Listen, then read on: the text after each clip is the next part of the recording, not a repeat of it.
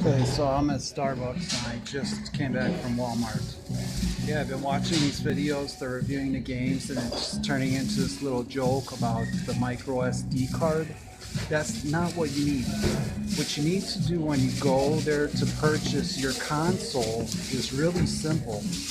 Okay, I'm going to show you so you remember and you don't get left out there if you are able to take advantage of this really good Black Friday Christmas deal. Okay, here's your console. Okay, the other guy was doing okay. He shows you this part, plug into HD TV, but there's this part. HDMI cable not included.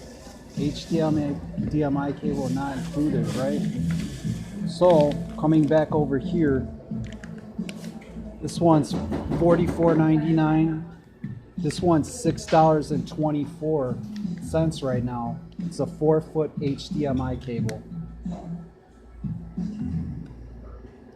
Be sure to pick that up before you leave the store so you don't get left out there looking for a cable. Okay. $44.99 and $6.24 plus tax. So make sure you look good in the camera when you bring it out in the self-check or whatever. Okay, I don't think I need to show you receipts. That's a pretty good receipt. You should be able to remember. Happy holidays and God bless.